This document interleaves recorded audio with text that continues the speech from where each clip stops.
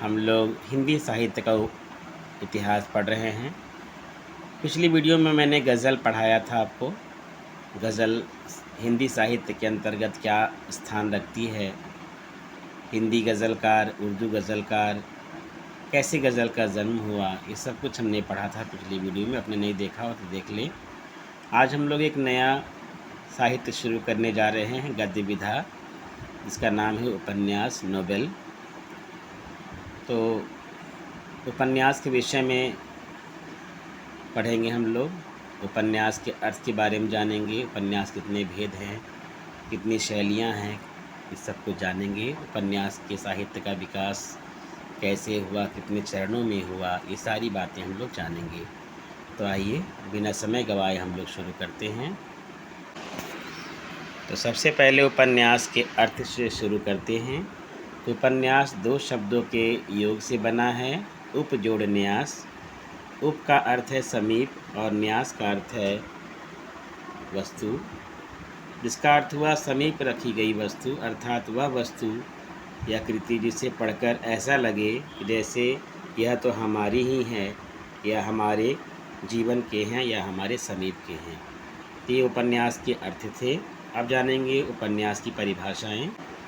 तो उपन्यास सम्राट प्रेमचंद की परिभाषा है, वो कहते हैं कि मैं उपन्यास को मानव चरित्र का चित्र मात्र समझता हूँ।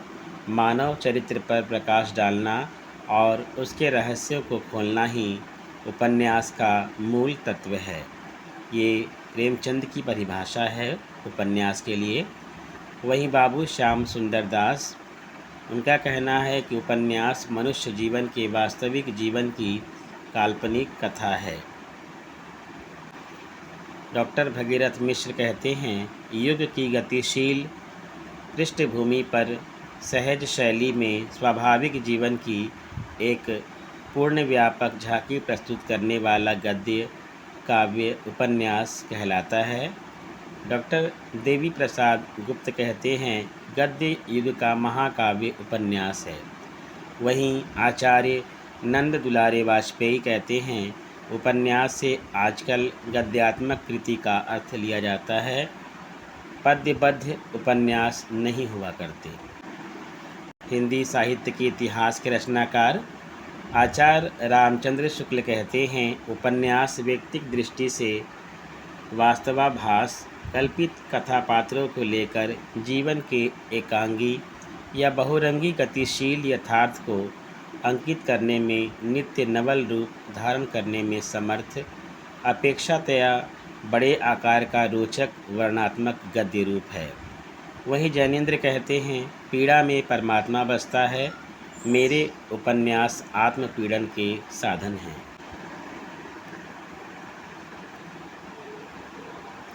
तो हम लोगों ने उपन्यास की परिभाषा जानी। अब हम लोग जानेंगे कि उपन्यास के तत्व कौन कौन से होते हैं।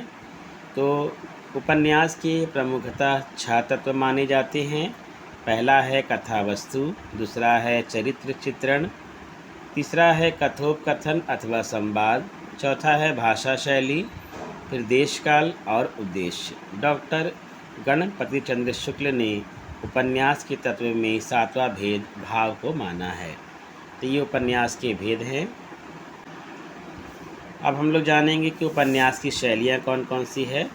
तो उपन्यास की प्रथम शैली है कथा शैली, जिसके माध्यम से कहानी के माध्यम से उपन्यास को दर्शाया जाता है। फिर है आत्मकथा शैली, जिसमें लेखक अपनी कथा लिखकर आत्मकथात्मक उपन्यास की रचना करता है। फिर पत्र शैली और डायरी शैली। आगे जानते हैं उपन्यास के भेद। तो उपन्यास के यहाँ भेद दिए गए हैं। पहला है कथा वस्तु या घटना प्रधान, चरित्र प्रधान, कथोपकथन प्रधान, देश काल या वातावरण प्रधान, शैली प्रधान, समस्या प्रधान, रस प्रधान व भावात्मक। अब जानेंगे कि उपन्यास का साहित्यिक विकास कैसे हुआ। तो पहला जो साहित्य का विकास उपन्यास का है, वो है प्रेमचंद पूर्व युग, अर्थात प्रेमचंद के युग से पहले का युग। 1882 से लेकर 1918 तक रहा ये। दूसरा उपन्यास का साहित्य का विकास प्रेमचंद युग से हुआ। जो 1918 से शुरू हुआ और 1936 तक चला। फिर प्रेमचंदोत्तर युग अर्थात प्रेमचंद के बाद का युग, जो 1936 से शुरू हुआ। प्रेमचंदोत्तर उपन्यास का विवेचन विभिन्न प्रवृत्तियों के आधार पर किया जाता है, अर्थात प्रेमचंद के बाद जो उपन्यास लिखे गए उसकी विभिन्न प्रवृत्तियां हैं। पहला सामाजिक उपन्यास, दूसरा ऐतिहासिक, फिर मनोविश्लेषणवादी, फिर आंचलिक उपन्यास। इन चारों के बारे में हम लोग बहुत बारीकी से पढ़ने वाले हैं। आगे है हिंदी के प्रथम उपन्यास। तो देवरानी जेठानी की कहानी, जो पंडित गौरीदत्त द्वारा रचित है, उसे हिंदी का प्रथम उपन्यास माना गया है। उसके बाद है 1877 ईस्वी में लिखा हुआ भाग्यवती उपन्यास, जो श्रद्धाराम फुलौरी द्वारा रचित है। फिर है परीक्षा गुरु, जिसकी रचना हुई है 1882 में, जिसके लेखक हैं लाला श्रीनिवास दास। उसके बाद है 1890 ईस्वी में रचित रचना उपन्यास निसहाय हिंदू, जिसके रचयिता हैं राधा कृष्ण दास। फिर हैं आचार्य रामचंद्र शुक्ल, जिन्होंने परीक्षा गुरु को प्रथम उपन्यास माना है। वो परीक्षा गुरु जो 1882 में प्रकाशित हुई, और लाला श्रीनिवास दास जिसके रचयिता हैं। तो इन चारों में सर्वमत उपन्यास किसे माना गया हिंदी का प्रथम उपन्यास, ये भी पता करना जरूरी है। तो भाग्यवती जो श्रद्धाराम फुलौरी की है, और परीक्षा गुरु जो लाला श्रीनिवास दास की है, इन दोनों में मतभेद है कि दोनों में हिंदी का प्रथम उपन्यास कौन सा है। आप भी कमेंट बॉक्स में हमें बताएं कमेंट करके कि हिंदी का प्रथम उपन्यासकार या उपन्यास किसे माना गया है। अब जानेंगे हम लोग हिंदी के प्रमुख उपन्यास और उपन्यासकार। तो पहले हैं बालकृष्ण भट्ट। रहस्य कथा नूतन ब्रह्मचारी, एक अजान जो 100 सुजान। रहस्य कथा नूतन ब्रह्मचारी, एक अजान 100 सुजान। ये किनकी रचना है, इनका उपन्यास है बालकृष्ण भट्ट का। फिर हैं ठाकुर जगमोहन सिंह, जिनका उपन्यास है श्यामा स्वप्न। इनका उपन्यास है ठाकुर जगमोहन सिंह का। फिर आते हैं लज्जाराम मेहता पर। धूर्त रसिक लाल, स्वतंत्र रमा और परतंत्र लक्ष्मी, बिगड़े का सुधार, आदर्श हिंदू, आदर्श दंपति। धूर्त रसिक लाल, स्वतंत्र रमा और परतंत्र लक्ष्मी, बिगड़े का सुधार, आदर्श हिंदू, आदर्श दंपति। आगे हैं राधा कृष्ण दास, निसहाय हिंदू, बहुत इम्पोर्टेंट है। निसहाय हिंदू इनकी रचना है राधा कृष्ण दास की। आगे हैं बाबू देवकी नंदन खत्री, जिनका प्रमुख उपन्यास है चंद्रकांता। फिर है चंद्रकांता संतति, 24 भाग।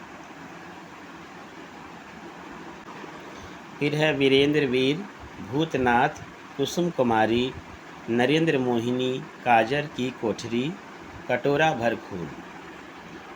भूतनाथ उपन्यास के कुल 21 भाग थे। 6 भाग बाबू देवकी नंदन खत्री ने व शेष 7 से 21 पुत्र उनके थे दुर्गा प्रसाद खत्री ने पूर्ण किया। भूतनाथ उपन्यास जो देवकी नंदन खत्री की रचना है, उसके 21 भाग थे। आगे हैं गोपाल राम गहमरी, उनकी रचना है अद्भुत लाश, गुप्तचर, सिर कटी लाश, बेगुनाह का खून, खूनी कौन है, मायाग्नि, भयंकर चोरी, बेकसूर फांसी, जासूसी पर जासूसी, खूनी खोज, गुप्त भेद, जासूस की डायरी या एआरी। तो ये गोपाल राम गहमरी की रचना है अद्भुत लाश, गुप्तचर, सिर कटी लाश, बेगुनाह का खून, खूनी कौन है, मायाग्नि, भयंकर चोरी, बेकसूर फांसी, जासूसी पर जासूसी, खूनी खोज, गुप्त भेद, जासूसी की अयारी। आगे है किशोरी लाल गोस्वामी, इनका उपन्यास है ऐतिहासिक उपन्यास। तो पहला है ऐतिहासिक उपन्यास किशोरी लाल गोस्वामी का तारा कनक कुसुम, सुल्ताना रजिया बेगम, हृदय हारिणी, लवंग लता, मल्लिका देवी, सोना और सुगंध, गुलबहार, लखनऊ की कब्र। तो ये उनके ऐतिहासिक उपन्यास हैं। आगे सामाजिक उपन्यास हैं जिनके किशोरी लाल गोस्वामी के त्रिवेणी, लीलावती, राजकुमारी, ई चकला, पुनर्जन्म का सौतिया डाह, माधवी, माधव या मदन मोहिनी, अंगूठी का नगीना। आगे हैं अयोध्या सिंह उपाध्याय, ठेठ हिंदी का ठाठ, अध खिला फूल। ठेठ हिंदी का ठाठ और अध खिला फूल की रचना है अयोध्या सिंह उपाध्याय की। जयशंकर प्रसाद, जिनको ऐतिहासिक उपन्यास का जनक भी माना जाता है, कंकाल, तितली, इरावती जो अधूरा इनका उपन्यास है। फिर है विश्वंभर नाथ शर्मा कौशिक, इनका रचना है माँ और भिखारिणी। प्रेमचंद हैं, प्रेमचंद को उपन्यास सम्राट हैं ही। 1918 में सेवा सदन, 1919 में वरदान, 1922 में प्रेमाश्रम। तो क्रम भी याद करेंगे आप। तो सेवा सदन में क्या दिखाया गया है? दहेज प्रथा, अनमेल विवाह, वेश्या समाज का चित्रण। वहीं वरदान में अनमेल विवाह के बारे में बताया गया है। प्रेमाश्रम में कृषक जीवन, जमींदारों के शोषण का चित्रण किया गया है। सेवा सदन और प्रेमाश्रम के बाद आते हैं रंगभूमि, जो 1925 में, कायाकल्प 1926, निर्मला 1927, गबन 1931, कर्मभूमि 1933, गोदान 1935। रंगभूमि की बात करते हैं तो इसमें शासक वर्ग के अत्याचारों का चित्रण किया गया है और रंगभूमि के नायक हैं सूरदास। कायाकल्प में पुनर्जन्म का चित्रण है। निर्मला में दहेज प्रथा व अनमेल विवाह का चित्रण है। गबन में स्त्री के आभूषण प्रेम व उसके दुष्परिणामों का चित्रण है। कर्मभूमि में स्वतंत्रता संग्राम का चित्रण है। वहीं गोदान में कृषक जीवन का चित्रण है। और भी उपन्यास हैं। तो आइए अब मैं आपको अपने लिखे हुए नोट्स के माध्यम से पढ़ाऊंगा या समझाऊंगा, क्योंकि किताबें में तो बहुत कुछ लिखी होती हैं, उतना पढ़ना समझना हमारे लिए संभव नहीं हो पाता है। इसलिए नोट्स के माध्यम से शॉर्ट तरीके से हम लोग पढ़ें तो अच्छा रहेगा। तो हमने बहुत कुछ जाना उपन्यास के बारे में, अब फिर से थोड़ा जान लेते हैं। तो उपन्यास का आरंभ और विकास उदय 1870 से माना जाता है। अर्थ आप जान चुके हैं। उप का अर्थ समीप और न्यास का अर्थ होता है रखना, समीप रखना। उपन्यास हमारे जीवन के समीप होता है। प्रेमचंद ने स्वयं उपन्यास को मानव जीवन का चित्र कहा। प्रेमचंद ने हिंदी उपन्यास को नया मोड़ दिया। तो प्रेमचंद ने ही हिंदी उपन्यास को क्या दिया? नई दिशा दी है। उपन्यास के विकास की बात करते हैं हम लोग, तो 19वीं शती के अंतिम दौर में, कहने का अर्थ है कि 19वीं शती का जब अंतिम दौर चल रहा था, उस समय उपन्यास का जन्म हुआ।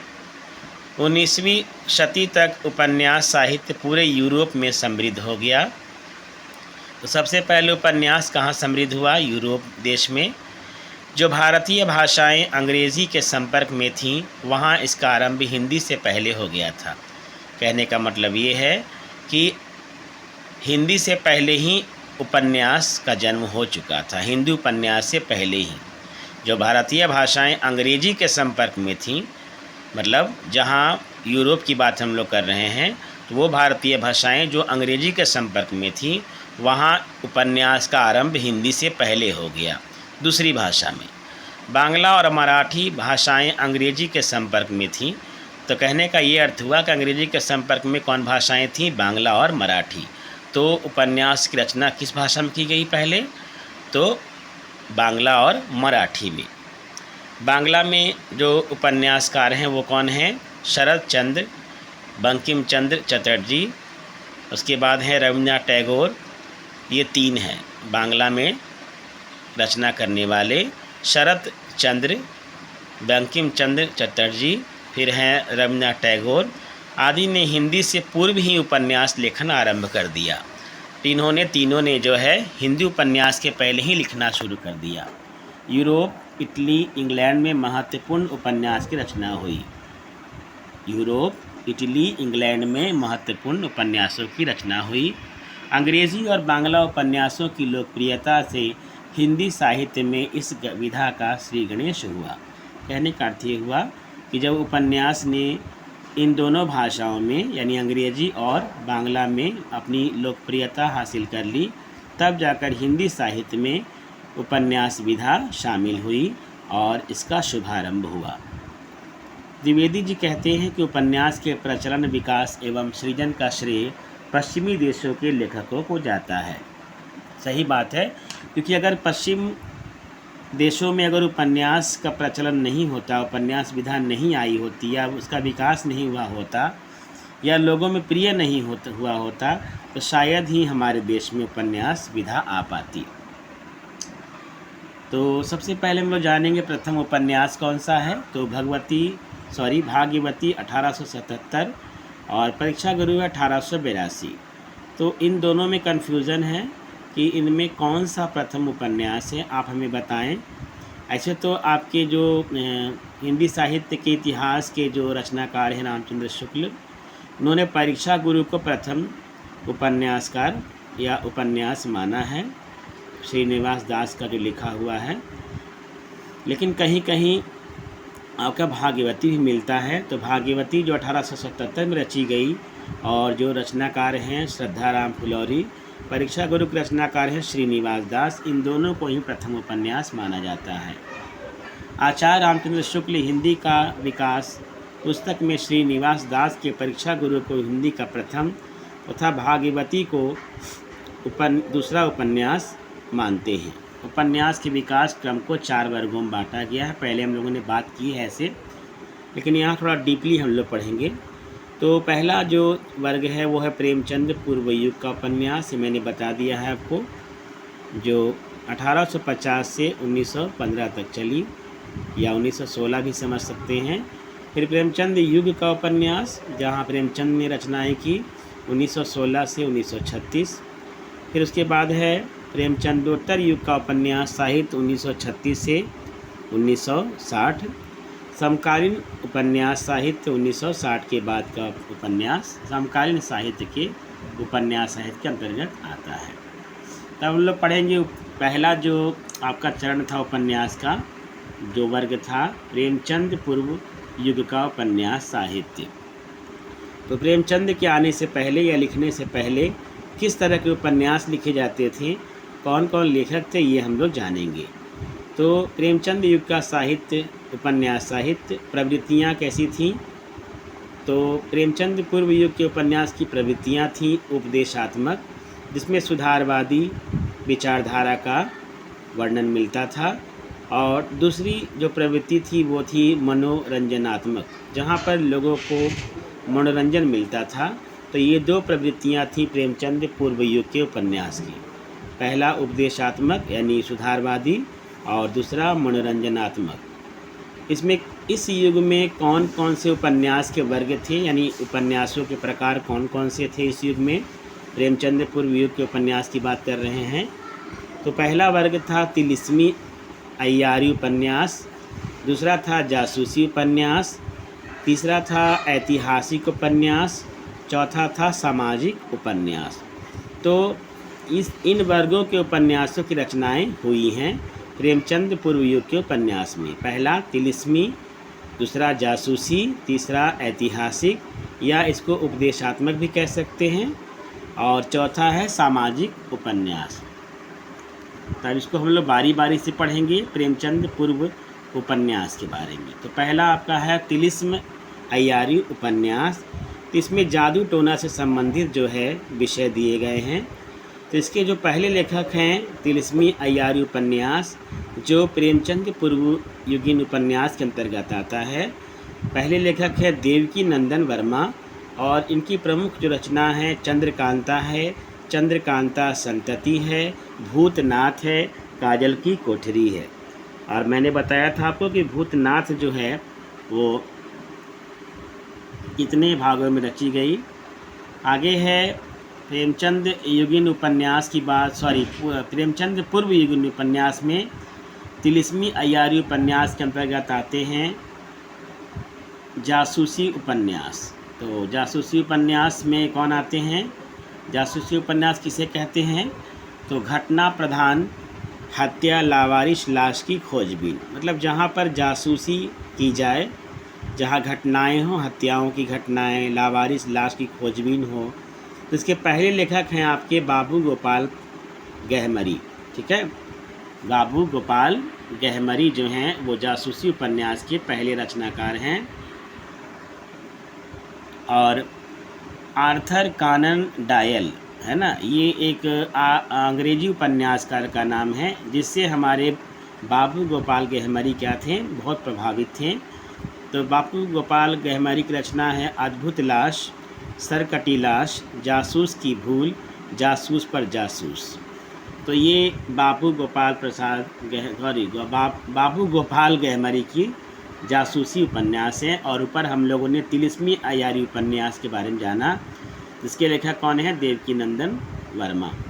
अब आगे है जासूसी उपन्यास के अंतर्गत किशोरी लाल गोस्वामी, जिंदे की लाश, तिलिस्मी शीश महल, लीलावती, याक्त तख्ती। फिर से रिपीट कर देता हूँ, किशोरी लाल गोस्वामी, जिंदे की लाश, तिलिस्मी शीश महल, लीलावती, याकत तख्ती। और आगे है ऐतिहासिक उपन्यास, भारतीय अतिथि गौरव गाथा और सामाजिक जागरण का प्रयास। तो ये आपका प्रेमचंद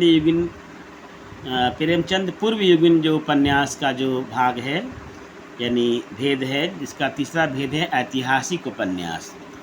तो इसके उपन्यासकार कौन कौन हैं ऐतिहासिक उपन्यासकार में? तो पहले हैं किशोरी लाल गोस्वामी।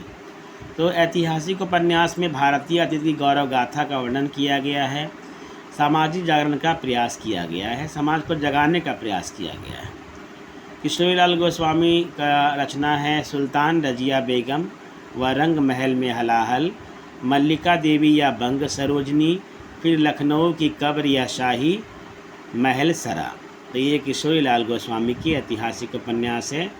वही गंग प्रसाद भी हैं ऐतिहासिक उपन्यासकार, उनकी रचना है नूरजहाँ सिंह सेनापति हमीर। ये बहुत इम्पोर्टेंट है, हमीर 1903 में लिखी गई।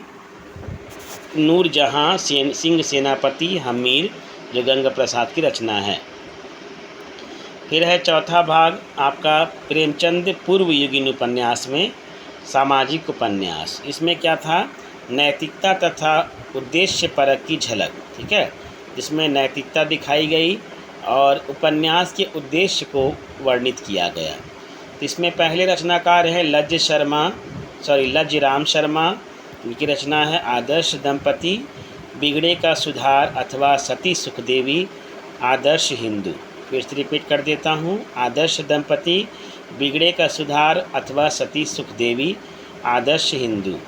सामाजिक उपन्यास के अंतर्गत आते हैं किशोरी लाल गोस्वामी, लीलावती व आदर्श सती, चपला व नव्य सभा समाज, पुनर्जन्म व सौतिया डाह, माधवी माधव व मदन मोहिनी, अंगूठी का नगीना। लीलावती व आदर्श सती, चपला व नव्य समाज, पुनर्जन्म व सौतिया डाह, माधवी माधव व मदन मोहिनी, अंगूठी का नगीना। ये किनकी रचना है?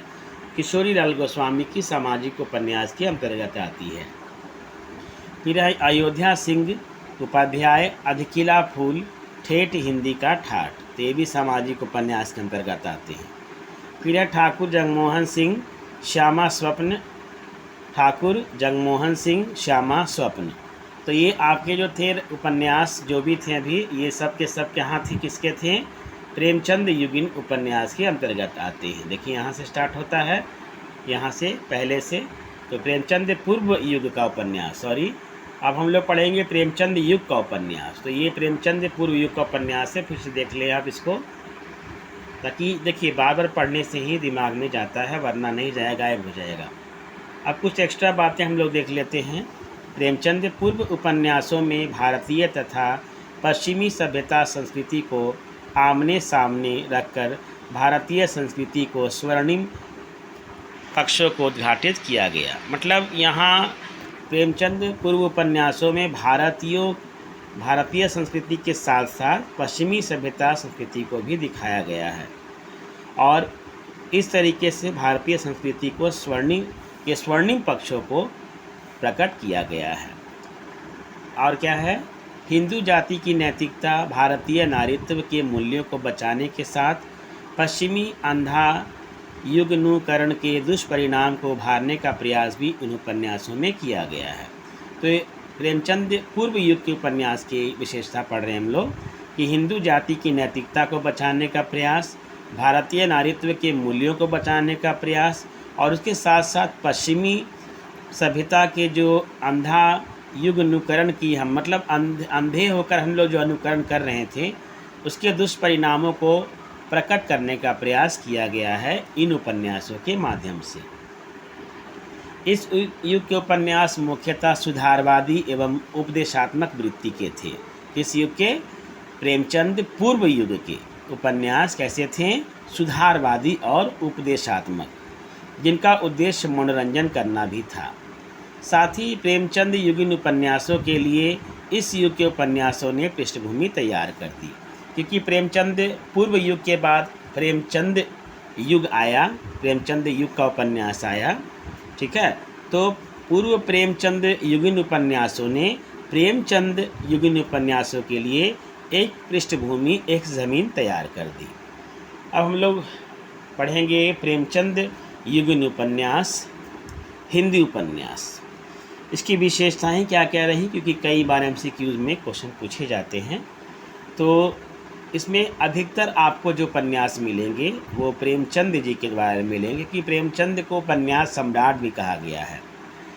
तो पहली विशेषता है जन साधारण की भावना परिस्थिति, यानी जो साधारण वर्ग है, किसान वर्ग, मजदूर वर्ग, शोषित वर्ग, उनकी भावना और उनकी परिस्थितियों का वर्णन किया गया है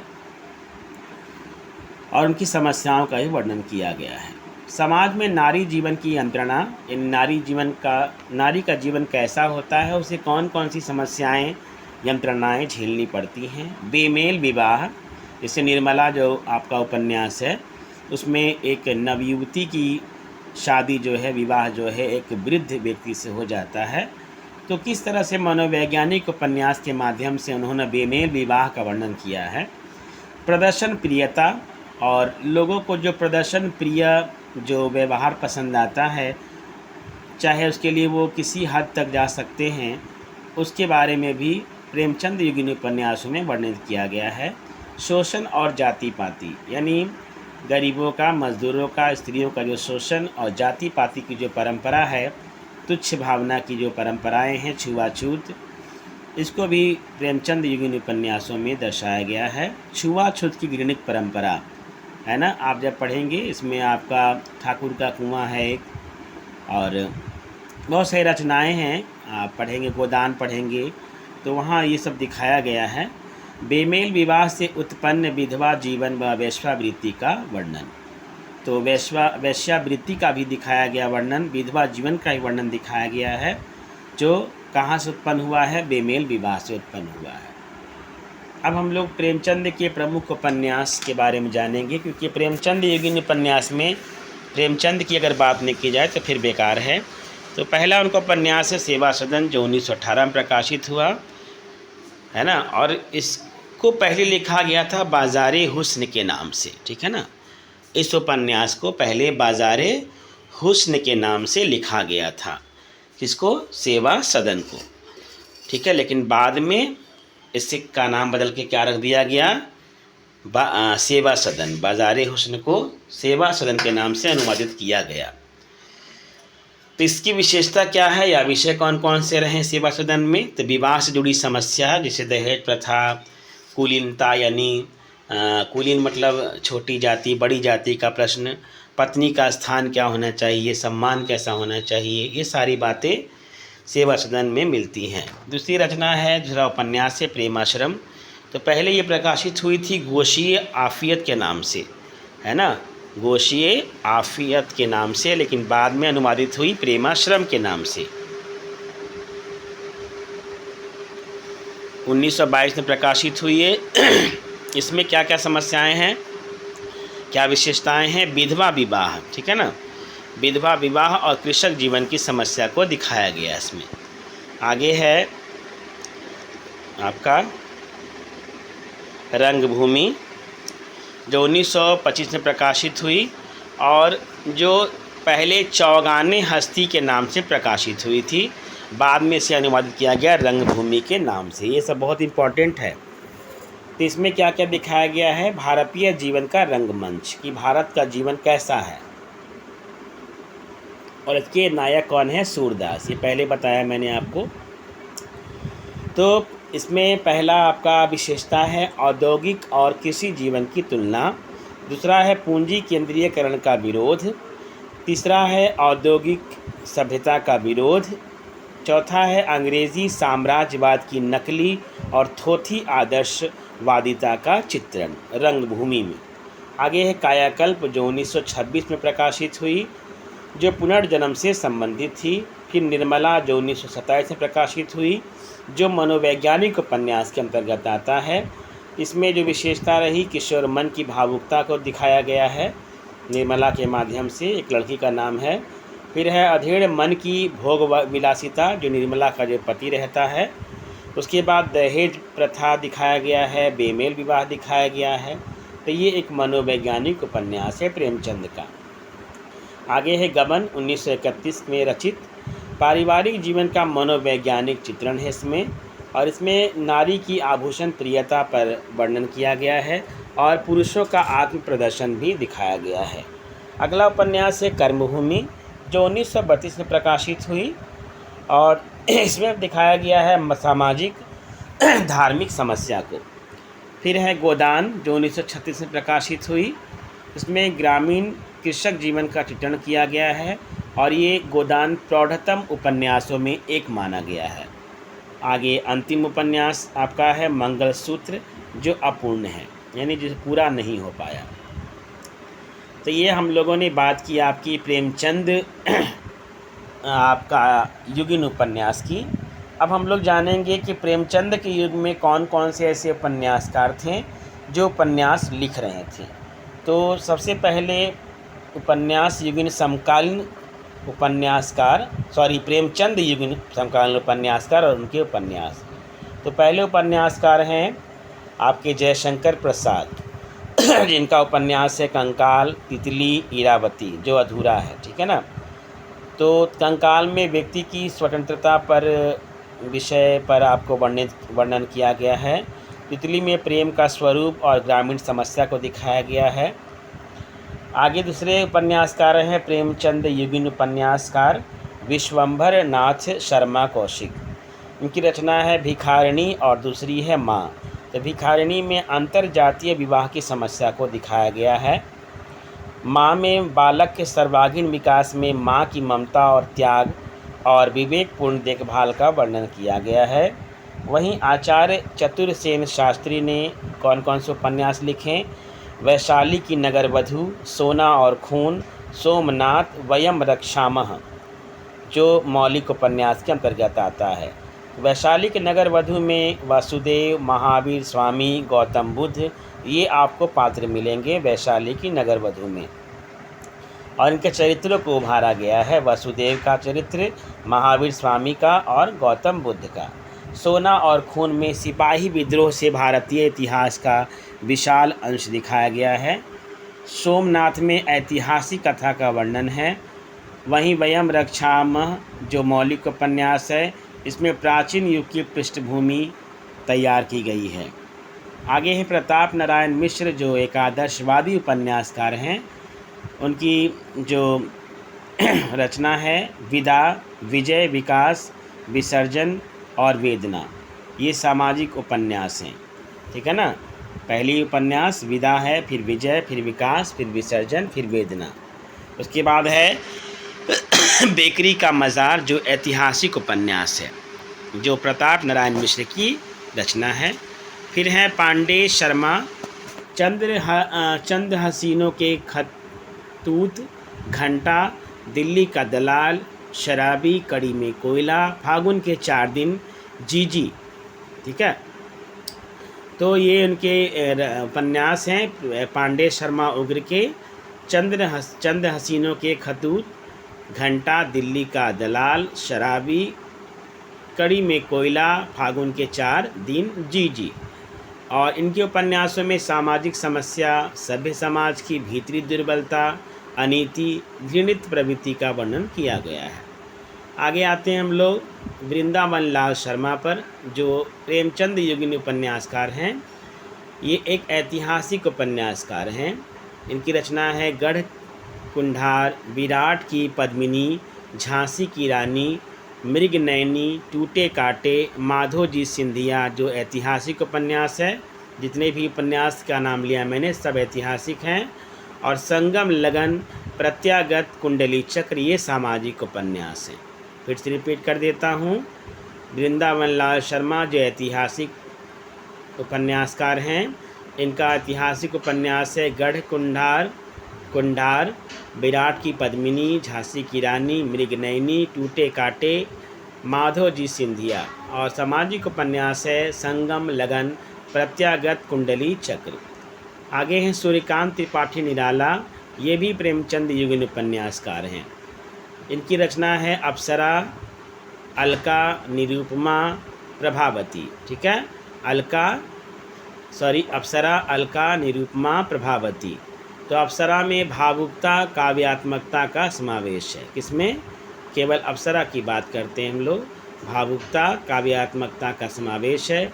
वही प्रभावती में नारी समस्या की यथार्थता का चित्रण है। नारी समस्या की यथार्थ यानी वास्तविकता का चित्रण है। प्रेमचंद युगीन उपन्यासों में विविधता, शिल्पगत नवीनता, सामाजिक समस्या का चित्रण, ऐतिहासिक उपन्यासों से मनोरंजन का पुट मिलता है। तो इसमें विविधताएं हैं, बहुत सारी विविधताएं हैं। ऐतिहासिक उपन्यास भी लिखे गए हैं, सामाजिक उपन्यास भी लिखे गए हैं। ठीक है ना। तो और सामाजिक समस्या का चित्रण भी किया गया है। एक नवीनता, अलग से शिल्पगत नवीनता दिखाई गई है। अब तीसरा जो आपका उपन्यास का जो भाग आता है वो प्रेमचंदोत्तर उपन्यास, यानी प्रेमचंद के बाद का उपन्यास। प्रेमचंद के बाद के उपन्यासों को विषय की दृष्टि से 5 वर्गों में बांटा गया है। ठीक है ना। यानी प्रेमचंद के बाद जो उपन्यासकार हुए, जिन्होंने उपन्यास लिखे, उनको 5 वर्गों में बांटा गया है। तो पहला उपन्यास है मनोविश्लेषणवादी उपन्यास। ठीक है, मनोविश्लेषणवादी उपन्यास। तो इसमें आते हैं जैनेन्द्र कुमार, ईला चंद्र जोशी और अज्ञे जी। ठीक है ना। तो पहला है मनोविश्लेषणवादी उपन्यास, जिसके मुख्य उपन्यासकार है जैनेन्द्र कुमार, ईला चंद्र जोशी और अज्ञे जी। आगे इसके बारे में डीपली जानेंगे हम लोग अभी। फिर है प्रगतिवादी या मार्क्सवादी उपन्यास, और इसके उपन्यासकार कौन है इस उपन्यास के? यशपाल जी, भैरव प्रसाद गुप्त और अमृतलाल नागर। फिर से रिपीट करता हूँ, प्रगतिवादी या मार्क्सवादी के उपन्यासकार कौन कौन हैं? यशवादी, भैरव प्रसाद गुप्त, अमृतलाल नागर। वहीं ऐतिहासिक उपन्यास के उपन्यासकार हैं वृंदावन लाल शर्मा, हजारी प्रसाद द्विवेदी, राहुल सांकृत्यायन और रांगेय राघव। ऐतिहासिक उपन्यास के अंतर्गत हैं वृंदावन लाल वर्मा, हजारी प्रसाद, राहुल सांकृत्यायन, रांगेय राघव। आंचलिक उपन्यास में आते हैं नागार्जुन जी और फणीश्वर नाथ रेणु। आंचलिक उपन्यास में आते हैं नागार्जुन जी और फणीश्वर नाथ रेणु। प्रयोगवादी उपन्यास के अंतर्गत आते हैं मोहन राकेश, राजेंद्र यादव और मनु भंडारी, क्योंकि दोनों पति पत्नी हैं, भीष्म साहनी और गिरधर गोपाल। प्रयोगवादी में मोहन राकेश, राजेंद्र यादव, मनु भंडारी, भीष्म साहनी और गिरधर गोपाल। तो ये आपके 5 वर्ग हैं प्रेमचंदोत्तर उपन्यास के। अब इनको ही बारी बारी से हम लोग पढ़ेंगे। तो प्रेमचंदोत्तर उपन्यासकार तथा उपन्यास एवं उनके विषय।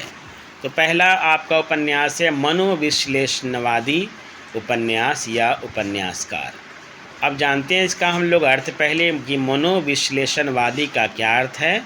मनोविज्ञान के आधार पर पात्रों की मानसिक प्रवृत्ति, यौन वृत्ति, दमित वासना यानी जो दबी हुई वासनाएं हैं, कुंठाएं अर्थात हीन भावनाएं, ग्रंथि का भी समान अर्थ है, इसका वर्णन किया गया है।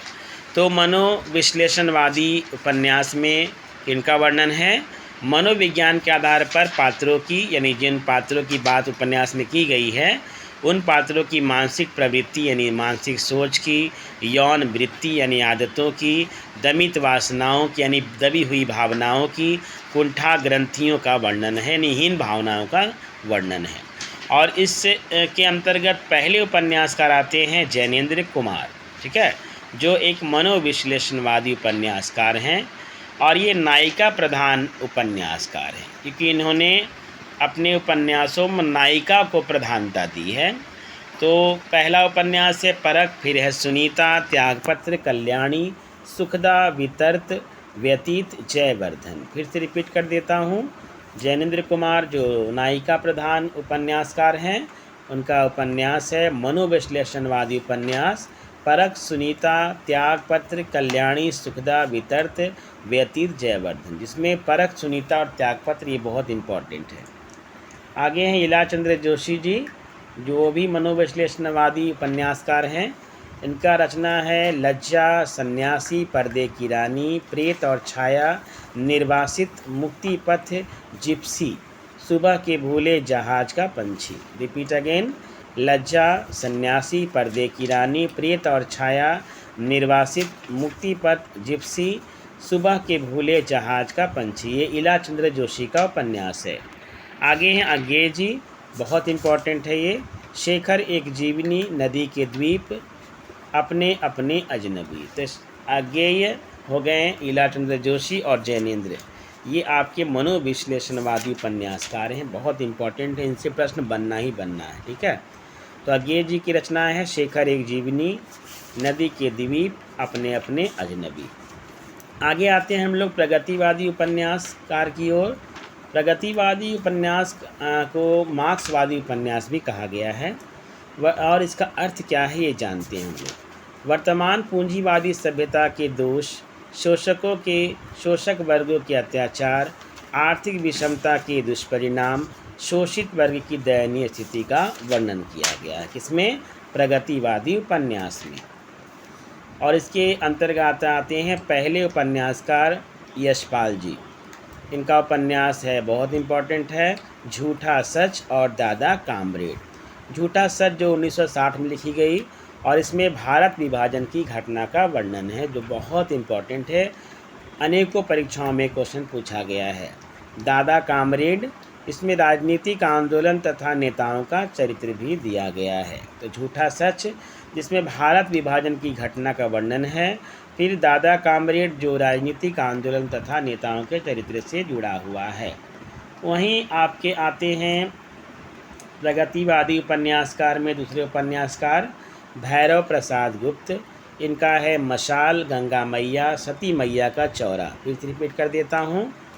आपके मार्क्सवादी या प्रगतिवादी उपन्यासकार के दूसरे उपन्यासकार हैं भैरव प्रसाद गुप्त, मशाल, गंगा मैया, सती मैया का चौरा। और इन्होंने अपने उपन्यासों में किसानों, मजदूरों की अनुभूति, भावना तथा जीवन का चित्रण किया है।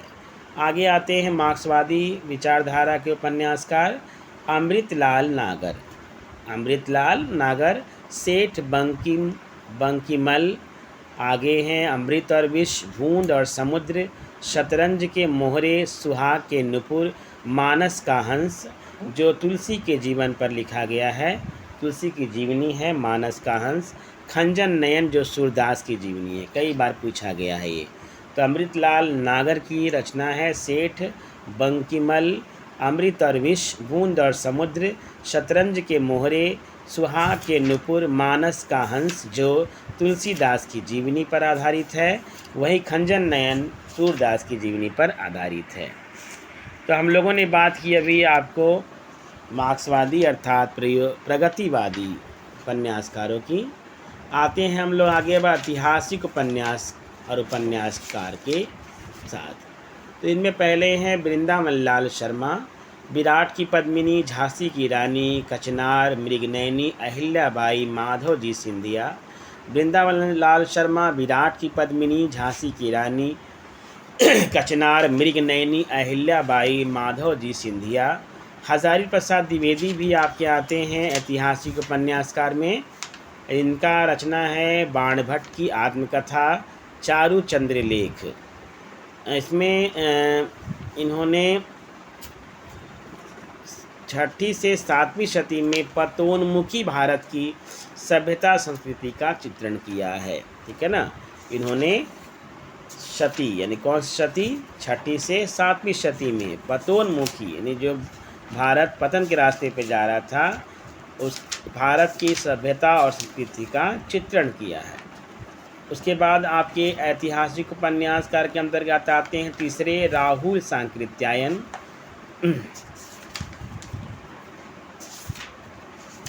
इनका रचना है सिंह सेनापति और जय योधेव। सिंह सेनापति में लिच्छवी गण का संघर्ष है और वहीं जय योधेय में योधेय गण का संघर्ष है। रागे राघव ये भी ऐतिहासिक उपन्यासकार हैं। मुर्दों का टीला, अंधेरे के जुगनू, यशोधरा जीत गई, ये आपकी किनके रचनाएं हैं, रागे राघव की। तो मुर्दों का टीला मोहन जोड़ों का वर्णन मिलता है मुर्दों के टीले में। अंधेरे के जुगनू में महाभारत काल का वर्णन है और वहीं यशोधरा जीत गई में बौद्ध या बुद्ध भगवान के युग का वर्णन है। आगे आते हैं चौथे उपन्यासकार या उपन्यास में आंचलिक उपन्यास या उपन्यासकार जो 1950 से विकसित हुआ। इसका अर्थ मैं बता देता हूँ आपको ऐसे ही। आंचलिक उपन्यास और या उपन्यासकारों की बात हम लोग करें तो इन्होंने ग्रामीण संस्कृति, ग्रामीण जीवन, ग्रामीण भाषा में जो है उसको प्रकट किया है, जहाँ पर गाँव की जो स्वच्छता है, निर्मलता है, उसको दर्शाया गया है। तो इसमें पहले उपन्यासकार हैं आपके नागार्जुन जी, रतिनाथ की चाची, बलचनमा, नई पौध, बाबा बटेश्वर नाथ, वरुण के बेटे। रतिनाथ की चाची में मिथिला का जनजीवन बताया गया है। बलचनमा में किसान के बेटे की दुख की कहानी है। नई पौध में मिथिला स्थान में जो बेमेल विवाह है उसका वर्णन है। बाबा बटेश्वर नाथ में कुछ दिखाया नहीं गया है अभी। वरुण के बेटे में मिथिला में जो मछुआरों का जो जीवन है उसको दिखाया गया है। तो मिथिला से ज़्यादा प्रभावित है, ये मिथिला स्थान का नाम है। ठीक है ना। तो नागार्जुन जो है वह आंचलिक उपन्यासकार में आते हैं। आगे जो मोस्ट इम्पॉर्टेंट है वो है फणीश्वर नाथ रेणु, है ना। इनसे जुड़ा हुआ प्रश्न आना है आपको।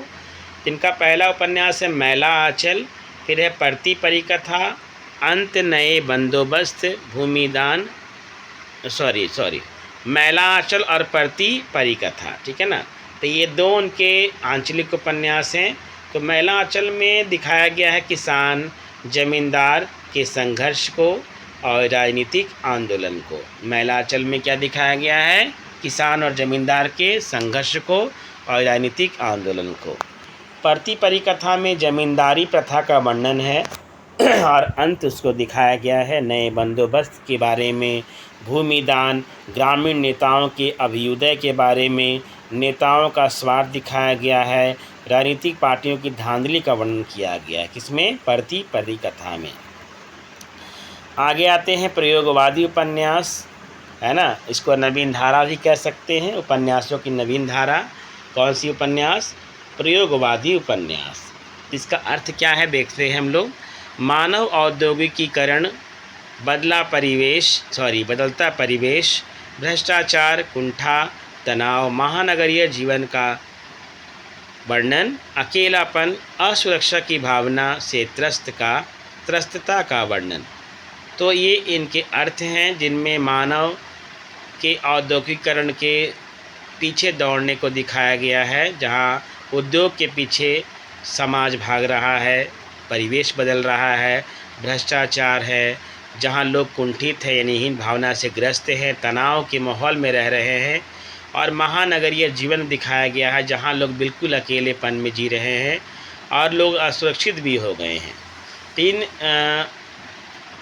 इन बातों को, इन कष्टों को, इन पीड़ाओं को दिखाया गया है प्रयोगवादी उपन्यासों में, जिसमें आते हैं पहले मोहन राकेश प्रयोगवादी उपन्यासकार में।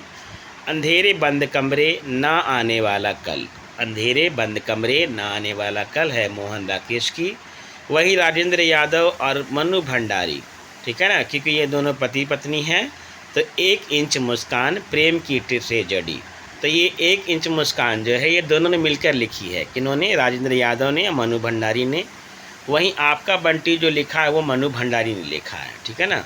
तो मनु भंडारी ने तलाक शुदा जो दंपति होते हैं उनके बच्चों के ऊपर जो उनके माँ बाप के तलाक होने के बाद जो दुष्परिणाम पड़ता है उसको दर्शाया गया है, ठीक है ना। आगे आते हैं हम लोग भीष्म साहनी, ये भी आपके आते हैं प्रयोगवादी उपन्यास में। भीष्म साहनी ने लिखा है तमस, ये मोस्ट इम्पॉर्टेंट है आपका, ठीक है। तमस, इसमें विभाजन कुत्सित मानसिकता चित्रण किया गया है, अर्थात जब भारत और पाकिस्तान का जो विभाजन हुआ था उसमें लोगों के मन में कैसी भावनाएं चल रही थी उसका चित्रण किया गया है। कुरु कुरु स्वाहा जो युवा पीढ़ी की दिशाहीनता का वर्णन करती है, कुरु कुरु स्वाहा में भीष्म साहनी की रचना है। गिरधर गोपाल चांदनी के खंडहर, धर्मवीर भारती सूरज का 7वां घोड़ा, ठीक है, ये इम्पोर्टेंट है, धर्मवीर भारती का। और गिरधर गोस्वामी चांदनी के खंडहर, भीष्म साहनी तमस और कुरु कुरु स्वाहा। तो ये उपन्यासों की हम लोगों ने बात की। अब हम लोग अगले वीडियो में उपन्यास के अंतर्गत ही यथार्थवाद की बात करेंगे।